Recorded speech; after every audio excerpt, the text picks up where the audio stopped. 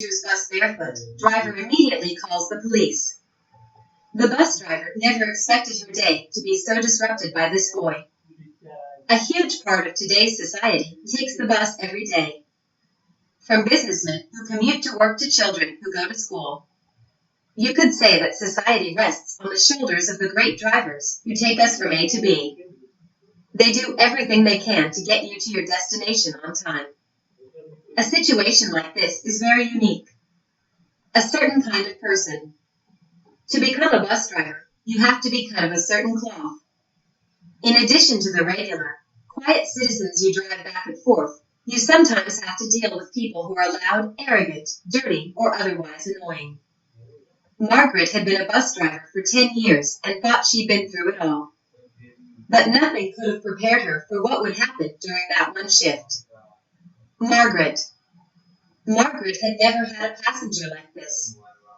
In the 10 years that she has been behind the wheel of a bus, she has seen almost anything you can think of.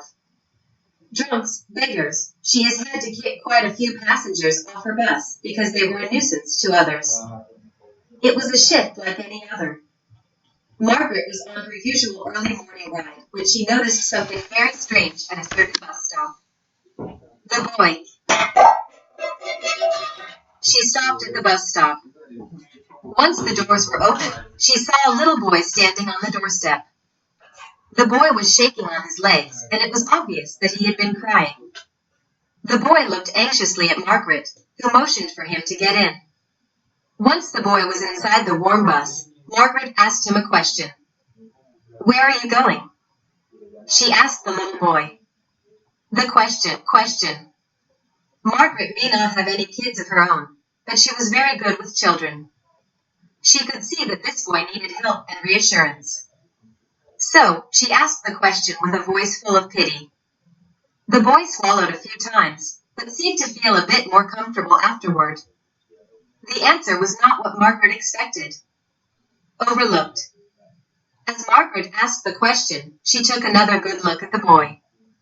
It was a cool morning, and the dew was still on the grass around the bus stop. There was not much to notice about the boy's clothing, but when her eyes drifted further down, she realized that he was missing something. This detail was very alarming to Margaret. Boy's feet. Margaret saw that the boy had no shoes on. He wasn't even wearing socks. He had been barefoot, in the cold, waiting for the bus. This was something Margaret had never experienced before. She couldn't think of a good reason for the boy to be waiting at the bus stop like this. In addition, the boy seemed very scared. Something wasn't right here. Wary. The boy seemed to hesitate. He didn't immediately answer Margaret's question, but stared at his bare feet for a while. Margaret waited patiently. She had a feeling that the boy might be in trouble. The bus had arrived at the stop too early, so Margaret could take her time without the other passengers running late. The boy looked back at Margaret, who had become very curious about the boy's story. Comforting. The boy bit on his trembling lip. You could tell he had been through something. Margaret was very curious as to why the child had been standing barefoot at the bus stop. She leaned a little closer to him and placed a hand on his shoulder. "Can I help you with something, boy?" She whispered reassuringly. The boy knew he was safe with Margaret. He decided to share his story with her. That morning. The boy said that he had been playing in his front yard that morning when suddenly a rabbit darted by. Since he had never seen a rabbit in the wild, the boy ran after it. He was very curious where the animal would lead him. Then disaster struck. Strayed. The boy lost the rabbit after a while. The animal had disappeared behind a tree and the boy could not find it anywhere. When the boy looked around, he saw that he had ended up in a forest. He decided to go back home, but quickly realized he was lost. The little boy walked around confused and scared, not knowing how to get back home. The bus stop. Then the boy saw the bus stop. The bright lad realized that if he stood there, a bus would drive by. He would be able to get in and find his way home. This was, of course, quite exciting. It took quite some time before a bus finally showed up. Margaret had finally stopped in front of him, and that made the boy feel very relieved. The story seemed to have a happy ending, but something gnawed at Margaret. Something didn't sit right with her. Not in danger. Margaret felt a little better after the boy had finished talking. The boy was just lost. He'd been smart enough to wait at the bus stop for a bus to show up. It could have been much worse. The boy could have been abandoned or kidnapped. He had been playing barefoot in his yard until he was distracted by the rabbit running past. Still, there was something about the boy's story that gave Margaret the creeps. Missing. The boy may not have been left behind or kidnapped, but he was still far from home. By now, somewhere in town, a concerned parent would have realized that their child had disappeared from the yard.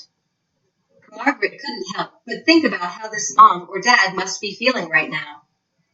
There was just one big problem. Margaret was still at work and the bus was full of passengers who had to arrive at work on time. Then Margaret made a very extraordinary decision. The decision. Margaret called her boss on the built-in radio and told her boss she was taking the rest of the morning off. After reporting this, she got up and turned towards the passengers. She told them that although it was very upsetting for them, getting the boy home safely was now her priority. The passengers understood all this and got out without creating too much trouble. Now that Margaret was no longer tied to her route, she could focus all her attention on the boy. Unfortunately, she hadn't foreseen the problem that arose then. The new problem. As it turned out, the boy didn't know his address. He also couldn't describe his house well. All he knew, it turned out, was his name and his age. Margaret was sure his house had to be somewhere around here. A boy his age couldn't have walked tens of miles, but that was it. How on earth was she supposed to find his house? Considering all options, one of Margaret's ideas was to use social media. She considered posting a photo of the boy online, hoping his parents would see the photo. But this also had a downside. What if people with bad intentions reacted? Or if the parents got angry because Margaret had posted a picture of their child on the internet without permission? No, she should look for an alternative. But first, there was something else Margaret had to deal with. From